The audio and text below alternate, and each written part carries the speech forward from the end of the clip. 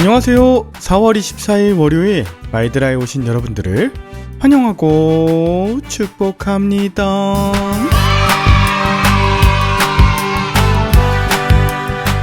오늘부터는 사무엘상에 관해서 여러분과 묵상해 보려 하는데요. 사무엘상은 총 31장으로 구성되어 있습니다. 1장에서 7장까지는 사사시대 말기를 배경으로 하는데, 이 사사시대는 사람들이 자기 소견에 행하던 시대로 영적, 도덕적 어두움이 매우 깊었던 때죠. 그땐 왕이 없어서, 즉 하나님을 왕으로 섬기지 않은 자들에게 어떤 일이 있었는지에 대해서 나옵니다. 이어서 8장부터 15장까지는 이스라엘의 초대 왕인 사울의 왕위 등극과 관련된 이야기, 그리고 왕이 된 이후의 행적들이 나옵니다. 그 중에 13장부터 15장까지는 이 사울이 하나님께 왜 버림을 받았는가에 대해서 집중적으로 이야기가 나오고요. 이제 16장부터 마지막 31장까지는 다윗을 통해 하나님의 새로운 역사가 시작된다는 이야기가 나와요. 그 중에서 18장부터는 다윗이 계속 고난을 당하고 도망 다니는 것을 통해 하나님께서 다윗을 순종하는 왕이 되길 바라는 마음들이 나오게 되는 것이죠. 그러면 앞으로 사무엘상을 통해 하나님께서 우리를 온전히 통치하여 주시길 바라는 마음을 담아 오늘의 마이드라를 힘차게 시작해 보도록 하겠습니다. 자, 출발!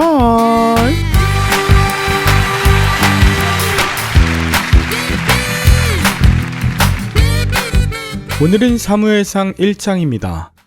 본문은 먼저 에브라임 라마다임 소빔의 엘가나라는 사람이 살았는데, 본문 1절에 보면 그는 윗대 여로함의 아들이요, 엘리후의 손자요, 도후의 증손이요, 숲의 현손이라고 하면서 4대가 언급되고 있습니다. 이렇게 엘가나의 아버지, 그리고 할아버지, 증조할아버지, 고조할아버지가 언급되고 있는 것으로 보아 이 가문은 굉장히 대단하다.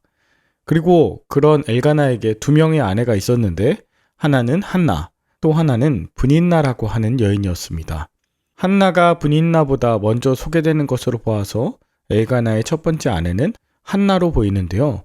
그녀는 불임으로 아이가 없었습니다. 그러니까 이런 4대가 언급되고 첫 번째 아내인 한나의 불임을 통해서 화려한 가문에 대조하여 초라하고 위태로운 그들의 모습을 말하고 있는 것입니다. 당시 자식이 없다는 건 미래가 없음을 의미하는데요. 그런 그녀를 남편 엘가나가 더 신경을 쓰고 챙기자 아이가 있던 브닌나는 한나를 질투하여 그녀의 약점인 불임을 공격하여 한나를 격분시켰습니다.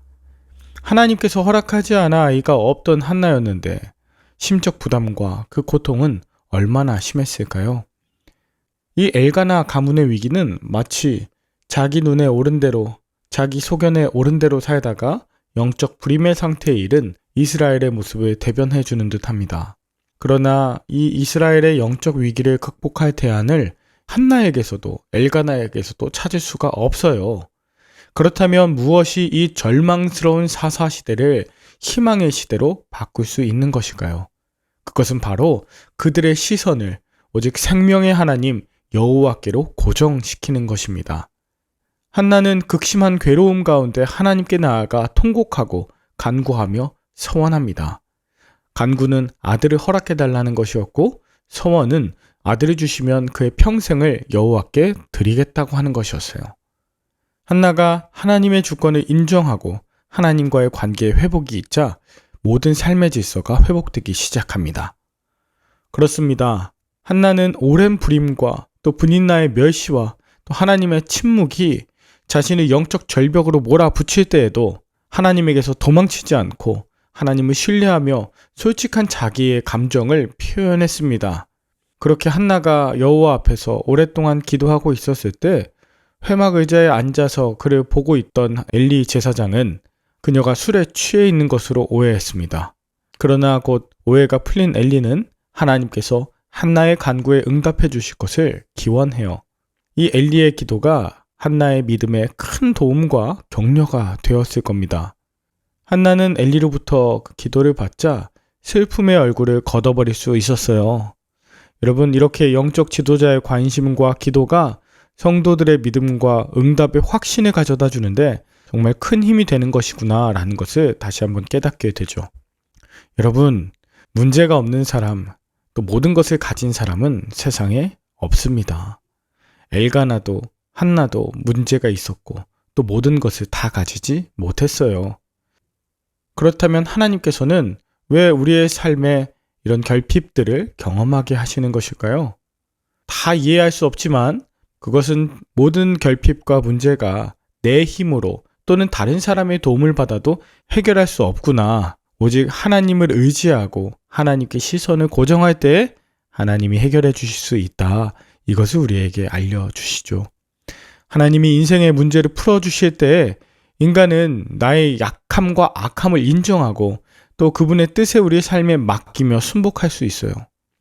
그 결핍을 통해서 하나님께 나아갈 수 있는 것, 이것이 바로 우리가 처해야 하는 자세인 것입니다. 이제 한나는 하나님의 계획과 돌보심이 가득한 가운데 그 불임이 오히려 간증이 되었습니다. 이후 사무엘이 출생하자 엘가나와 그의 온 집이 여호와께 매년제와 서원제를 올리러 갈 때 한나는 그와 함께 올라가지 않았습니다. 대신 사무엘이 젖을 뗀 후 그를 데리고 가서 여호와 앞에 영원히 있게 할 것이라고 했죠. 이에 엘가나도 한나의 뜻대로 하도록 하고 여호와께서 그분의 말씀과 뜻대로 이루어 주시길 간구했습니다. 이것은 한나와 엘가나가 사무엘을 이미 하나님의 것으로 인정하고 그를 온전히 드리기 위해 준비시키고 기다렸음을 알려줍니다. 이후 사무엘이 젖을 떼자 한나는 여호와의 집으로 올라가면서 하나님께 드릴 제물로 수소 3마리를 잡아 준비하고 엘리 제사장에게 나아갔습니다. 한나는 자신이 이전에 여호와의 전에서 울며 기도했던 자임을 밝히고 그녀의 기도에 응답해 아들을 낳았으며 이 아들 사무엘을 여호와께 드리노라 전했죠. 하나님이 주신 것 인정하고 전에 서원한 대로 최선을 다해 하나님께 감사하며 드린 것입니다. 여러분은 오늘 무엇을 느끼셨나요? 여러분에게 결핍이라 여겨지는 어떤 기도 제목들이 있으신가요? 여러분이 경험하는 모든 상황에 하나님이 내게 원하시는 것 무엇인지 또 하나님의 뜻을 깨닫기 위해 나는 무엇을 어떻게 해야 할지 생각해 보셨나요? 돌아보면 우리 주변에 결핍과 아픔으로 가득한 자가 많아요. 그런 자들에겐 또 어떤 위로와 마음을 전해야 할까요? 마지막으로 하나님께 소원한 것이 있을 때 어떤 자세로 그것을 이루어 가야 할까요? 저는 오늘 본문 속에서 한나라는 여인의 아픔을 위로하고 공감하며 그녀를 이해하려 노력했던 엘가나에 대해서 깊은 공감이 되었습니다.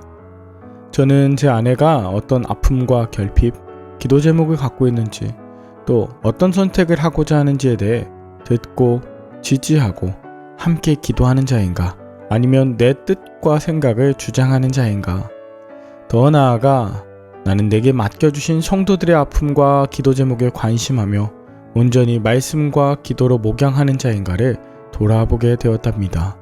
하나님께서 우리의 인생을 불쌍히 여기사 눈물로 기도하는 제목들 가운데 반드시 하나님의 뜻을 이루시고 우리의 믿음을 더욱 굳세게 하시길 바라며 함께 기도할까요?